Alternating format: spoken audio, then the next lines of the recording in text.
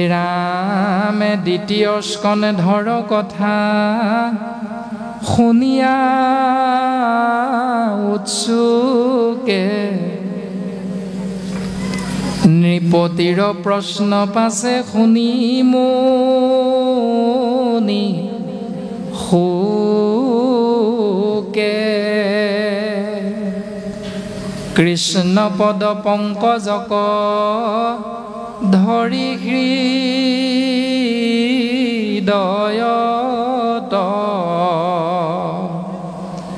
দিলন্ত সিধান্ত তাংক সাধুৰ বাদ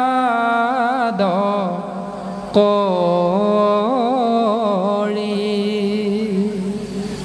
ৰজা পৰীক্ষিতে এভাগ প্ৰশ্ন কৰিলে, যি ভাগ প্ৰশ্ন শুনি গুৰু শুকদেৱে পৰীক্ষিতৰ আগত উত্তৰ দিবলৈ আগবাঢ়িছে। এতিয়া প্ৰশ্নভাগ কি? পৰীক্ষিতেনো কি প্ৰশ্ন কৰিলে? পৰীক্ষিতে যি ভাগ প্ৰশ্ন কৰিলে সেই প্ৰশ্নভাগ প্ৰথম স্কন্ধত পদবন্ধে প্ৰকাশ কৰিছে। কিয় প্ৰশ্ন কৰিছে তাৰো উত্তৰ প্ৰথম স্কন্ধত প্ৰকাশ কৰিছে।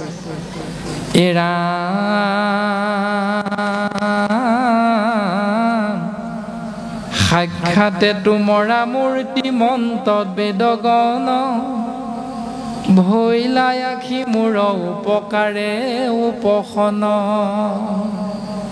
আপোনাসৱ সমস্ত জনা যিহেতু সৰ্বজানন্তা, ৰজা পৰীক্ষিতে এটা অপৰাধ কৰ্ম কৰিছিল এজন ব্ৰাহ্মণৰ লগত, আৰু সেই অপৰাধৰ শাস্তি হিচাপে ৰজা পৰীক্ষিতে অভিশাপ ক্ষীৰ পাতি ল'ব লগা হৈছিল। 7 দিন 7 ৰাতিৰ অন্তত মৃত্যু হ'ব। আৰু তাৰে উত্তৰ বিচাৰি পৰীক্ষিতে চিন্তা কৰি থাকোঁতে তেৰাৰ ৰাজ্যত আহি তেৰাৰ ৰাজসভাত 60,000 ঋষিমুনিৰ উপস্থিত হ'ল। আৰু সেই 60,000 ঋষিমুনিক সাক্ষাতে দৰ্শন পায় ৰজা পৰীক্ষিতে সেৱা নিবেদন কৰিছে, সাক্ষাতে তোমৰা মূৰ্তি মন্ত বেদগণ ভৈলা আখি মূৰ উপকাৰে উপশন। সাক্ষাৎ তোমৰা হওক বেদ স্বৰূপ, মই বুজি পাইছোঁ মোৰ মংগলৰ কথা চিন্তা কৰি তোমালোক আহি মোৰ ৰাজ্যত মোৰ কাষত থিয় দিছা। গতিকে মোৰ এভাগ প্ৰশ্ন তোমালোকৰ চৰণত অৰ্পণ কৰিব বিচাৰিছোঁ। এৰাম এতেকে তোমাত পুছো কোন মহাধৰ্ম কহিও কলোকৰ কৰ্তব্য কোন কৰ্ম। আমাক কোৱাচোন, মহাধৰ্ম মানে কি? এটি জীৱই কি কৰ্ম কৰ্তব্য হিচাপে ধৰ্ম বুলি পালন কৰিব লাগে, মোক চিনাকি কৰি দিয়া। কেনমতে হুৱৈ সৰ্ব পাপত উদ্ধাৰ কোন কৰ্মে পাৱৈ ঘোৰ সংসাৰৰ পাৰ বিশেষত কি কৰিবে ম্ৰিয়মান লোকে বিমৰি সিমুত কহিও ক ঋষি লোকে। পৰীক্ষিতৰ চিনাকি আপোনাসৱে জানে। পঞ্চ পাণ্ডৱৰ তৃতীয় পাণ্ডৱ অৰ্জুনৰ পুত্ৰ অভিমন্যু, আৰু অভিমন্যুৰ পুত্ৰ হ'ল পৰীক্ষিত। আৰু সসাগৰা পৃথিৱীৰ ৰজা আছিল। ৰজা হৈ তৰুণ কালতে কেনে তেজিলা শৰীৰ, যুৱক অৱস্থাতে কিয় মৃত্যুক সাৱটি ল'ব লগা হ'ল। তাৰমানে ইয়াৰ দ্বাৰা এইটো দৰ্শন দিছে, মৃত্যু কিমান দিনত হ'ব, কিমান বয়সত হ'ব, তাৰ কোনো গেৰাণ্টি আমি কোনো দিব নোৱাৰোঁ। সসাগৰা পৃথিৱীৰ গৰাকী হ'লেও পৰীক্ষিতে ডেকা অৱস্থাতে মৃত্যু সাৱটিব লগা হ'ল। তাৰমানে আপুনি আমিও যিমান সম্পত্তিৰ গৰাকী নহ'লেও এদিন যে মৰিম, এইটো ধ্ৰুৱ সত্য। ভাগৱতে এই সত্যটো আমাক চিনাকি কৰি দিছে। আৰু সেই চিনাকিটো পোৱাৰ লগে লগে পৰীক্ষিতে কি সুধিলে যে মৰিমটো মৰিম ধ্ৰুৱ সত্য, কিন্তু মৃত্যু ভয়ৰ পৰা পৰিত্ৰাণ পাবলৈ আমাৰ কৰণীয় কৰ্ম কি, চিন্তা কি? তেতিয়া 60,000 ঋষিমুনিয়ে তাৰ উত্তৰ প্ৰদান কৰিছে। এৰামে শুনি ঋষি সবে বোলো যাৰ যে নমতি কেহু বুলৈ তপতে পৰম পাৱৈ গতি। কোনো ঋষিমুনিয়ে পৰীক্ষিতৰ প্ৰশ্নৰ উত্তৰত প্ৰকাশ কৰিলে যে সেই ৰাজন তুমি তপস্যা কৰা, তোমাৰ পৰম গতি লাভ হ'ব। আকৌ কোনো ঋষিমুনিয়ে ক'লে কেহু বুলৈ পৰম মুকুতি তীৰ্থ স্নানে, কেহু বুলৈ মহাসিদ্ধি সাধৈ যজ্ঞ দানে। কোনো ঋষিমুনিয়ে ক'লে মুকুতি যদি লাগে তীৰ্থক্ষেত্ৰ ভ্ৰমণ কৰা, জলত স্নান কৰা, যিটো অলপ দিনৰ আগতে মহাকুম্ভ মেলা হৈছিল। আমি প্ৰত্যেকেই বুজি পাওঁ এইখিনি দৰ্শন, ভাগৱতে সিদ্ধান্ত দিছে, এইখিনি ঋষিমুনিসকলে কোৱা কথা। আৰু কোনো ঋষিমুনিয়ে ক'লে মহাসিদ্ধি যদি প্ৰয়োজন হৈছে তেতিয়াহ'লে যজ্ঞ কৰা আৰু দান দক্ষিণা দিয়া। তাৰ পাছত কেহু বুলৈ এৰাই মহা জ্ঞানেহে নৰক, তুমি মহা জ্ঞান মাৰ্গক আশ্ৰয় কৰা, নৰক যন্ত্ৰণাৰ পৰা মুক্তি লাভ কৰিব পাৰিবা। এনেকৈ সবে কহে কৃষ্ণ আৰাধন নানা মত, হেন শুনি ৰাজাৰ মনত নাহি ষষ্ঠ নাহি মনত। এনেকৈ ঋষিমুনিসকলে কৃষ্ণক চিন্তা কৰাৰ বিভিন্ন পথ দেখুৱালে, কিন্তু ৰজা পৰীক্ষিতে এটাও সিদ্ধান্ত পচন্দ নকৰিলে। এতিয়া এইটো চিন্তা আমি কৰিব লাগে।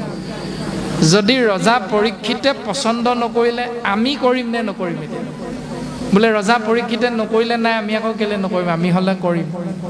এই বুলি যদি ভাবোঁ তেতিয়াহ'লে আমি চিন্তা কৰিব লাগিব পৰীক্ষিত কিমান জ্ঞানী আৰু আমি কিমান জ্ঞানী, চিন্তা কৰিব লাগিব। একেবাৰে সাধাৰণ চিন্তা, পৃথিৱীত এতিয়াও আচৰিত বস্তু 7টাই আছে। 7টা আচৰিত বস্তু নাইনে বাৰু? এতিয়াও আমি কিতাপত পঢ়িবলৈ পোৱা মতে আচৰিত বস্তু 7টাই আছে। মিছৰৰ পিৰামিড, বেবিলনৰ উলুমা বাগিচা আদিকে ধৰি 7টা আচৰিত বস্তু এতিয়াও আছে। কিন্তু আজি বিজ্ঞানৰ ইমান উন্নতি হ'ল, 8টা 9টা আচৰিত বস্তু যোগ হ'ব লাগিছিল, কিন্তু হোৱা নাই। কিয়? তাৰমানে তেতিয়াৰ বিজ্ঞান আৰু এতিয়াৰ বিজ্ঞানৰ মাজত পাৰ্থক্য সেইটোৱে। তেতিয়াৰ বিজ্ঞান আৰু এতিয়াৰ বিজ্ঞানৰ মাজত পাৰ্থক্য সেইটোৱে। দিখৌ নদীৰ ওপৰত কপি লগা দলং আছে, শৰাইঘাট দলং আছে, কিন্তু সেই শৰাইঘাট দলং আৰু দিখৌ নদীৰ ওপৰত কপি লগা দলং, কিন্তু আজি যিমান কোম্পানী ওলালেও সেই কোম্পানীবিলাকে যিমান ব্ৰহ্মপুত্ৰ নদীৰ ওপৰত দলং বনালেও কিন্তু সেইকেইখন দলঙৰ নিচিনাকৈ এতিয়া বনাব নোৱাৰে। তাৰমানে তেতিয়াৰ বিজ্ঞান আৰু এতিয়াৰ বিজ্ঞানৰ মাজত সেইটোৱে পাৰ্থক্য। আৰু সেইখিনি কথাৰে যদি চিন্তা কৰোঁ, ৰজা পৰীক্ষিতে জন্ম হওঁতে মাতৃগৰ্ভত বিষ্ণুৰ শংখ চক্ৰ গদা পদ্মৰ ৰূপটো প্ৰত্যক্ষ ৰূপত দৰ্শন পাই পৃথিৱীলৈ আহিছে।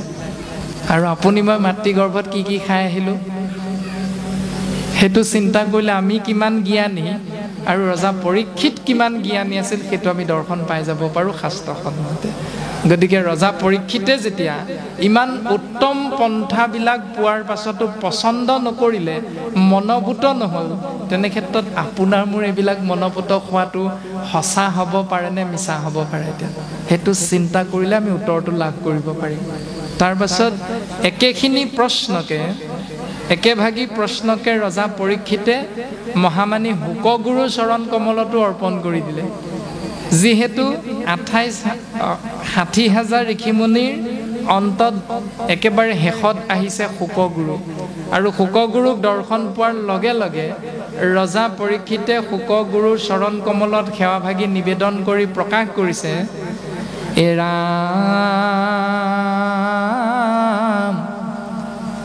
দেৱৰো দুৰ্লভ তজু দৰ্শন, অন্তকালে পাইলো আমি, আন হেতু নাই কৃষ্ণৰে খে কৃপা, কিনো ভৃত প্ৰিয় স্বামী। ৰাম ৰাম তোমাৰ চৰণে মৰণ সময়ে পুছুহু প্ৰভু সাম্প্ৰত ম্ৰিয়মাননৰে সদায়ে কি কৰ্ম কৰিবে ইটো লোকত। এটি দুখীয়া জীৱই দুখৰ পৰা পৰিত্ৰাণ পাবলৈ, শোকৰ পৰা পৰিত্ৰাণ পাবলৈ সদায় কি কৰ্মক আশ্ৰয় কৰাটো প্ৰয়োজন। এদিন কি কৰ্ম কৰিব লাগে বুলি নাই সোধা, সদায় কি কৰ্ম কৰিব লাগে। অৰ্থাৎ আপোনাৰ আমাৰ জন্ম দিয়া পিতৃ যেতিয়া পৰলোকগামী হয়, তেতিয়া পিতৃ পৰলোকগামী হ'লে আমি কি কৰ্ম কৰোঁ? 11 দিনত বা কোনোবাই 13 দিনত বা কোনোবাই 17 দিনত বা কোনোবাই এমাহত চিন্তা অনুসাৰে সমাজ বিশেষে কিছু কিছু কৰ্ম কৰে। আকৌ 6 মাহৰ মূৰত ছমহীয়া বুলি কৰ্ম এটা কৰোঁ, এবছৰৰ মূৰত বছৰিকীয়া বুলি কৰ্ম এটা কৰোঁ। তাৰপিছত প্ৰত্যেক বছৰে বছৰে সেই মাহটোত বা সেই দিনটোত আমি ঈশ্বৰ সেৱা কৰোঁ। পৰীক্ষিতে সুধিলে যে সুখটো প্ৰত্যেকৰে থাকে। কাৰোবাৰ সন্তান এটি বেমাৰত পৰাৰ বাবে দুখ হয়, কাৰোবাৰ সন্তানটোৱে ভাল ৰিজাল্ট কৰিব নোৱাৰাৰ বাবে দুখ হয়, কাৰোবাৰ দেউতাকৰ হঠাৎ এক্সিডেণ্ট হোৱাৰ বাবে দুখ হয়, কাৰোবাৰ অতিব মৰমৰ ইষ্ট মিত্ৰ কুটুম্বৰ পৰিয়ালৰ কোনোবা এজনৰ বিয়োগ হোৱাৰ কাৰণে দুখ হয়। মুঠতে যিকোনো প্ৰকাৰে এই সংসাৰত অৱস্থান কৰা মনুষ্যৰ দুখৰ উপৰি দুখ যিকোনো প্ৰকাৰে হয়। এতিয়া সেই দুখৰ পৰা পৰিত্ৰাণ পাবলৈ পৰীক্ষিতে সুধিছে জীৱই প্ৰত্যেক মুহূৰ্ততে প্ৰত্যেক দিনাই কি কৰাটো উচিত। সোধা নাই এবছৰৰ মূৰত কি কৰিব লাগে, এই বুলি নাই সোধা। সুধিছে প্ৰত্যেক দিনাই প্ৰত্যেক মুহূৰ্ততে শোকৰ পৰা পৰিত্ৰাণ পাবলৈ জীৱই কি কৰাটো অতিব প্ৰয়োজন, সেই গুৰুদেৱ মোক জ্ঞান দিয়ক। এতিয়া জ্ঞান দিবলৈ যেতিয়া শোকগুৰুৰ উপস্থিত হ'ল পৰীক্ষিতৰ কাষত, তেতিয়া পৰীক্ষিতে তাৰ বাবে ধন্যবাদ কাক দিছে? শোকগুৰুৰ আগমনৰ বাবে ধন্যবাদটো কাক দিলে? আন হেতু নাই, হেতু মানে কাৰণ। আপুনি যে আমাৰ কাষত আহি বিপদৰ মুহূৰ্তত উপস্থিত হ'ল, ইয়াৰ কাৰণ বেলেগ একো নহয়, কৃষ্ণৰেখে কৃপা কিনো ভৃত্য প্ৰিয় স্বামী। এইটো কেৱল ঈশ্বৰৰ কৃপাতহে সম্ভৱ হ'ল, কিয়নো আমি তেওঁৰ দাস। সেইকাৰণে দাসৰ কৃপাৰ অৰ্থে আপোনাৰ নিচিনা এজন পৰম গুৰুৰ উপস্থিতি আমাৰ গৃহৰ মধ্যে কৰি দিছে। এইটো ভগৱন্তৰ কৃপা। এই বুলি পৰীক্ষিতে ধন্যবাদটো ভগৱন্তক দিছে। এতিয়া আমি ধন্যবাদটো কাক দিওঁ? মেট্ৰিক পৰীক্ষাৰ প্ৰাক মুহূৰ্তত সন্তানটোৰ ফলাফলটো ভাল হ'বৰ বাবে কৃপা কাৰ পৰা বিচাৰোঁ? কাৰ পৰা বিচাৰে কৃপা? ভগৱানৰ পৰা। সেইকাৰণে মেট্ৰিক পৰীক্ষাৰ দুদিনৰ আগত কি পাতে? পায়স এমুঠি খুৱাবৰ বাবে ভকত কেইজনমান মাতেনে? প্ৰায় মাতে। ধন্যবাদটো কাক দিয়ে ৰিজাল্টটো ভাল হ'লে? নিদিয়ে ভগৱানক, মিছা কথা। ধন্যবাদটো কাক দিয়ে আমি কমনে?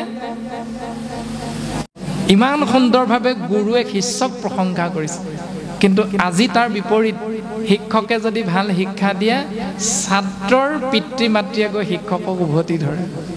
এইটো যুগত আমি বসবাস কৰি আছোঁ। ছ'চিয়েল মিডিয়াতো আপোনালোকে পায়ে আছে কথাখিনি।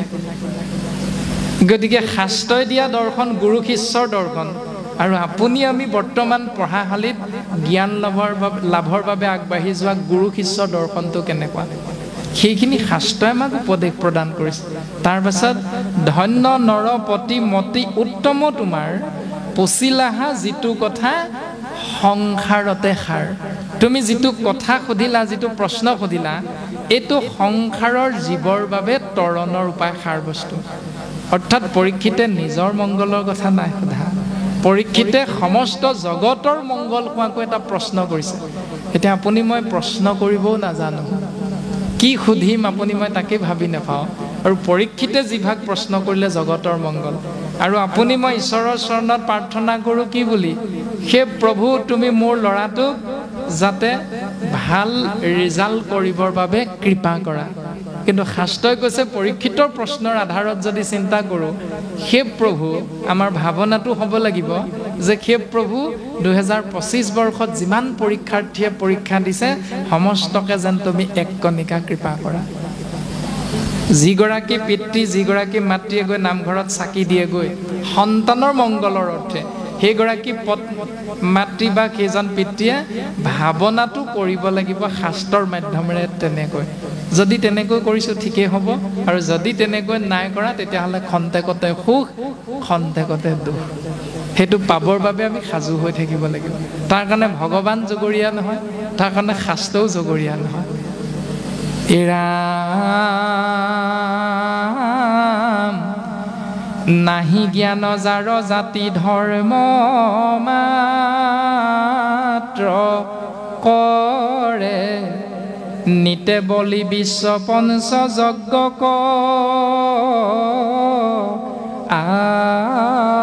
আচৰে। যাৰ জ্ঞান নাই, যি জাতিয়ে পূৰ্ব পুৰুষৰ পৰা চলি অহা নিয়ম নীতিকে পৰম্পৰা কৰ্মক ধৰ্ম হিচাপে আশ্ৰয় কৰি কৰি আজিক উপতি অৱস্থান কৰি আছোঁ, সেইসকলে নিতে নিতে বলি বিশ্ব পঞ্চ যজ্ঞক আচৰণ কৰে। পাঁচটা যজ্ঞ কৰ্ম কৰে। যি পাঁচটা যজ্ঞৰ কথা আমি চিন্তা কৰিলে, পৰা ৰসৰূপে মাতৃ গৰ্ভত যেতিয়া প্ৰৱেশ কৰিছিলোঁ তেতিয়া প্ৰত্যেক হৰিধাৰী জীৱাত্মা 10 মাহ 10 দিনৰ অন্তত যেতিয়া আমি পৃথিৱীলৈ আহিলোঁ, তেতিয়া প্ৰত্যেক জীৱই আমি পাঁচটা ধাৰ লগত লৈ আহিছোঁ। দেৱ, ঋষি, ভূত, পিতৃ, কুটুম্বজনৰ উপজিলে তাসম্বাৰ ঋণী হোৱে নৰ। নৰ মানে মনুষ্য। এই বুলি নাই কোৱা উপজিলে তাসম্বাৰ ঋণী হোৱে বৈশ্য শূদ্ৰ ক্ষত্ৰিয় ব্ৰাহ্মণ, নাম নাই কোৱা। তুমি ব্ৰাহ্মণ কুলত জন্ম হ'লেও, ক্ষত্ৰিয় কুলত জন্ম হ'লেও, বৈশ্য শূদ্ৰৰ ঘৰত জন্ম হ'লেও শাস্ত্ৰই কৈছে দেৱ, ঋষি, ভূত, পিতৃ, কুটুম্বজনৰ উপজিলে তাসম্বাৰ ঋণী হোৱে নৰ। নৰ মানে মানুহ বা মনুষ্য। তুমি জন্ম হৈছা য'তেই নোহোৱা, কিন্তু 5টা ধাৰ তোমাৰ লাগি আছে।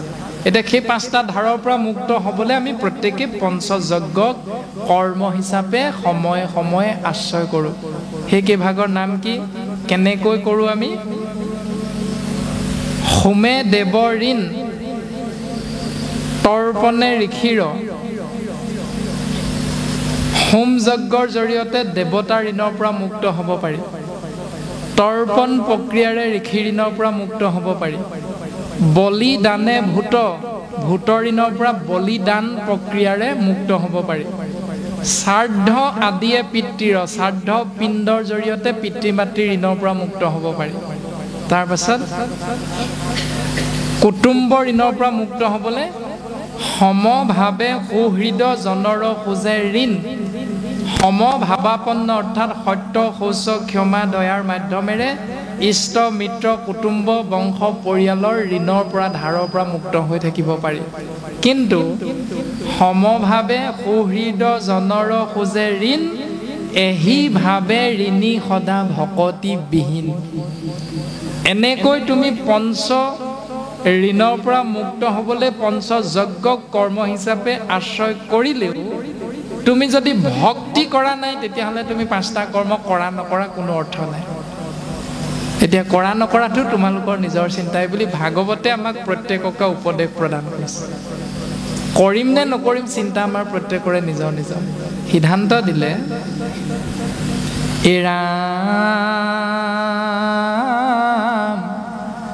কায় বাক্য মন কৰি নিশ্চয়ে যিজন মুকুন্দৰ চৰণত পখিল শৰণ। কায় মানে হৰিৰ, বাক্য আৰু মনৰ জৰিয়তে মুকুন্দ, মু মানে মুক্তি, কুণ্ড মানে গাত, এই সংসাৰ ৰূপী গাতটোৰ পৰা যাৰ নাম আশ্ৰয় কৰিলে জীৱই মুকলি হৈ থাকিব পাৰে, সেই নামেই হ'ল মুকুন্দ জয় জয় কৃষ্ণ যাৰ স্মৰণ মংগল। সেই কৃষ্ণদেৱৰ চৰণ চিন্তা যদি কৰা, কায় বাক্য মন কৰি নিশ্চয়ে যিজন মুকুন্দৰ চৰণত পখিল শৰণ, তাৰ ঋণ খোজা সবে গৈল সমস্তৰ, নকৰিও ঋণী আৰ নহি সিটো নৰ। নৰ মানে মনুষ্য। ওপৰত কৈ অহা 5টা কৰ্ম যজ্ঞ এটাও নকৰাকৈ যদি তুমি আশ্ৰয় কৰা,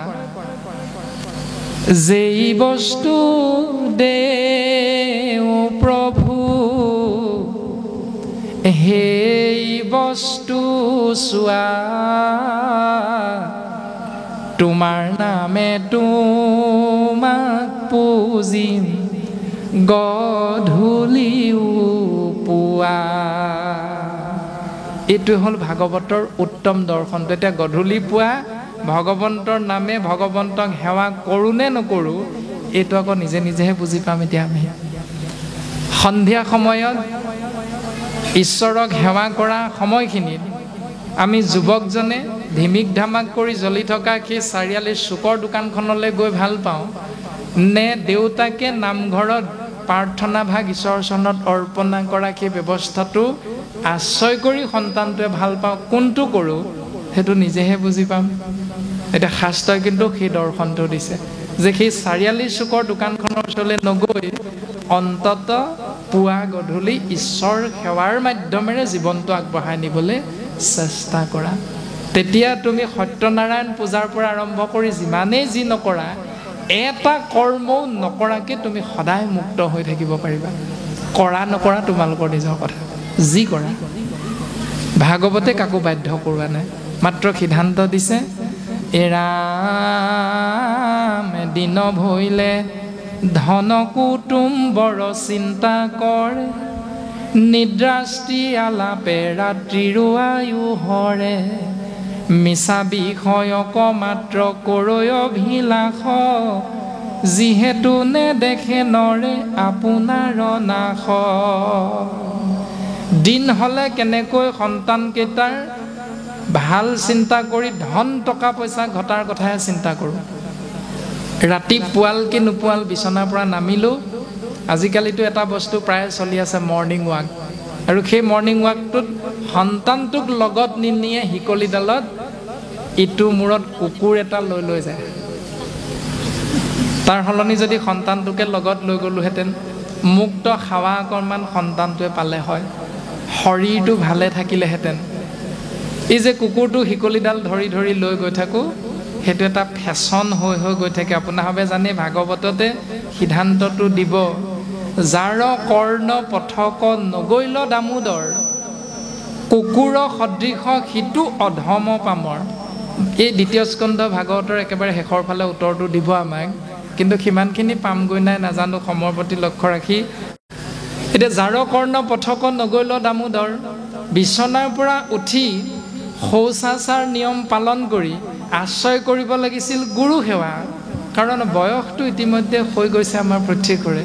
কিন্তু সেইটোকে নকৰি লং পেণ্ট চাৰ্ট পিন্ধি শিকলিডাল খুলি এটা মূৰত ধৰি ইটো মূৰত কুকুৰটোক বান্ধি আপুনি মই মৰ্ণিং ৱাক কৰিবলৈ যাওঁ। আমি এইটো বেয়া বুলি আকৌ নাই কোৱা, মৰ্ণিং ৱাকো কৰা এইটো বেয়া নহয়, কাৰণ খোজ কঢ়াটো স্বাস্থ্যৰ বাবে ভাল, শুদ্ধ কথা, ডাক্তৰে পৰামৰ্শ দিয়ে। কিন্তু সেই খোজকাঢ়িবলৈ যোৱাৰ আগত গুৰু সেৱা ভাগ কৰি যদি আগবাঢ়ি যাওঁ, সেইটোতো আৰু মংগল বুলি শাস্ত্ৰই সিদ্ধান্ত দিছে। সেইটোহে আমি মাত্ৰ প্ৰকাশ কৰা হৈছে। এটা সময় আছিল, আপোনাৰভাৱে জানে, ককাহঁতেতো জানে এইটো কথা, যে নাতিয়েকটোক দৰ্জা মুখত ৰাখি থৈ ভিতৰলৈ যায় বোলে, সোণটো তুমি বহাচোন অকণমান সময় বোলে। কিয় দেউতা, কিয় ককা?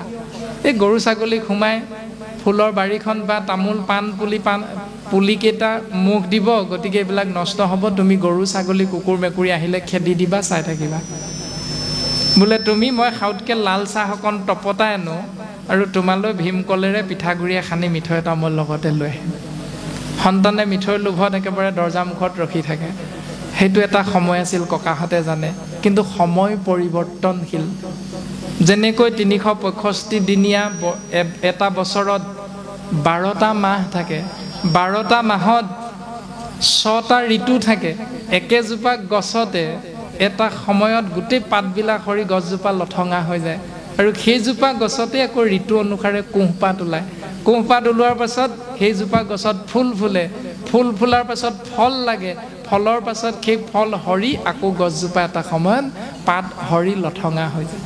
যদি প্ৰকৃতিয়ে ঋতু অনুসৰি নিজক সলাব পাৰে, তেতিয়াহ'লে আপুনি মই সময় পৰিৱৰ্তনশীল বুলি জানিও জ্ঞান আৰু বিবেকযুক্ত মনুষ্যই কিয় শাস্ত্ৰৰ কথাবিলাক, সেই কৌটিকলীয়া নীতি নিয়মবিলাককে আশ্ৰয় কৰি কিয় পৰম্পৰা নামত আপুনি মই সেইবিলাক সলনি কৰিব নিবিচাৰোঁ? সেইটোৱে হ'ল আমাৰ অজ্ঞানতা।